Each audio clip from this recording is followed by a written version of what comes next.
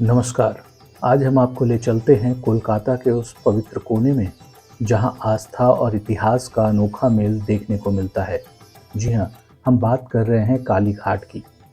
माँ काली का ये मंदिर न सिर्फ एक शक्तिपीठ है बल्कि एक ऐसी जगह भी है जिसने कोलकाता की पहचान को आकार दिया। तो आइए खोलते हैं इस प्राचीन स्थल के इतिहास के पन्नों को। तो बने रहिए हमारे साथ। और अगर आपने इस चैनल को सब्सक्राइब नहीं किया है तो तुरंत कर डालिए।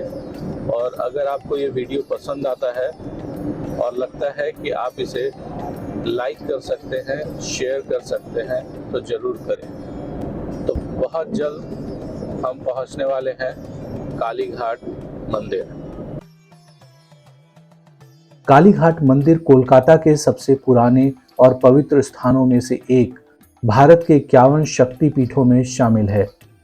पौराणिक कथा कहती है कि जब भगवान शिव अपनी पत्नी सती के मृत शरीर को लेकर तांडव कर रहे थे, तब भगवान विष्णु ने अपने सुदर्शन चक्र से सती के शरीर को 51 हिस्सों में बांट दिया।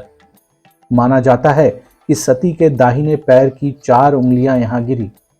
इस घटना के बाद ये जगह मां काली की शक्ति का केंद्र बन गया। कालीघाट का इतिहास कई सौ साल पुराना है। 15वीं शताब्दी के बंगाली ग्रंथ मानसर भाषण में इसका पहला उल्लेख मिलता है। उस समय यहाँ एक छोटी सी कुटिया में मां काली की पूजा होती थी, लेकिन आज का भव्य मंदिर 1809 में बनाया गया, जब सवर्ण राय चौधरी परिवार ने इसे एक नया रूप दिया। मां काली की मूर्ति को 2 संतों ब्रह्मानंद गिरी और आत्माराम गिरी ने काले पत्थर से तराशा था। इस मूर्ति की खासियत है कि इसकी 3 विशाल आंखें, 4 हाथ और सोने की जीभ है, जो इसे अनोखा बनाती है। काली घाट का नाम 2 शब्दों से मिलकर बना है, काली और घाट। यहाँ कभी हुगली नदी का एक हिस्सा बहता था, जिसके किनारे ये मंदिर बसा। समय के साथ नदी का रास्ता तो बदल गया और आज यहाँ आदि गंगा नाम की एक छोटी सी नहर बहती है। कुछ इतिहासकारों का मानना है कि कोलकाता का नाम कलकत्ता भी काली घाट से ही प्रेरित है। ये नहर कभी व्यापारियों और तीर्थयात्रियों के लिए महत्वपूर्ण रास्ता थी, जो यहाँ मां का आशीर्वाद लेने रुकते थे। काली घाट का इतिहास सिर्फ मंदिर तक सीमित नहीं है। यहाँ गुप्त काल यानी 4वीं शताब्दी से 6वीं शताब्दी के सिक्के और प्राचीन अवशेष मिले हैं, जो बताते हैं कि ये जगह उस समय भी एक महत्वपूर्ण केंद्र थी। यहाँ से प्राप्त कुछ मूर्तियां और बर्तन उस समय की समृद्ध संस्कृति और व्यापारिक गतिविधियों की गवाही देते हैं। माना जाता है कि यहाँ एक प्राचीन बस्ती थी, जो धीरे धीरे तीर्थस्थल में बदल गई। मंदिर का वास्तुशिल्प भी अपने आप में एक कहानी कहता है। ये बंगाली स्थापत्य कला का शानदार नमूना है। मंदिर का गुंबद और इसकी दीवारों पर बनी नक्काशी उस समय के कारीगरों की कुशलता को दर्शाती है।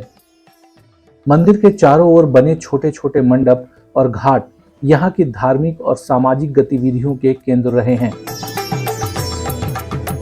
काली घाट का असली रंग तब देखने को मिलता है जब यहाँ मां काली की पूजा और नवरात्र का त्योहार मनाया जाता है। हर साल लाखों श्रद्धालु यहाँ मां काली के दर्शन के लिए आते हैं।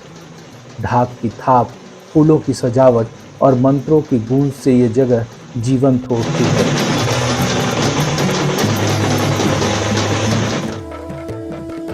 यहाँ की काली पूजा कोलकाता की दुर्गा पूजा जितनी ही प्रसिद्ध है।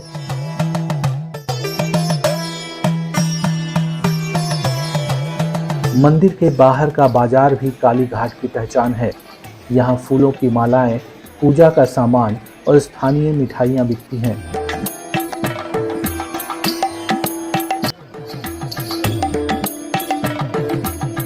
इसके अलावा काली घाट प्रसिद्ध है अपनी काली घाट पट चित्रकला के लिए।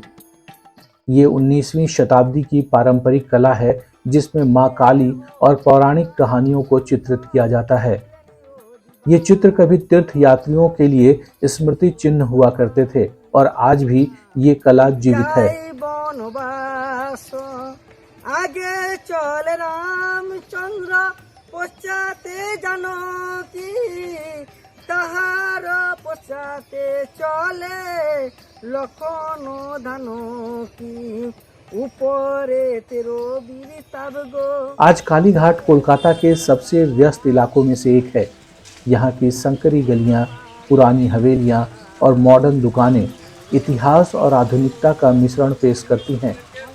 लेकिन मंदिर आज भी इस इलाके का दिल है, जो हर साल देश विदेश से लोगों को अपनी ओर खींचता है। तो ये थी काली घाट की कहानी, एक ऐसी जगह जो प्राचीन काल से लेकर आज तक अपनी आध्यात्मिक और सांस्कृतिक विरासत को संजोए हुए है। अगर आप कोलकाता जाएं तो काली घाट के दर्शन जरूर करें और इसकी जीवंतता को महसूस करें। नमस्कार। ये कितने का है मदन? हाँ?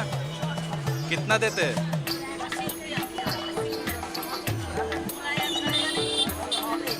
अच्छा, एक दे दो काली माँ का।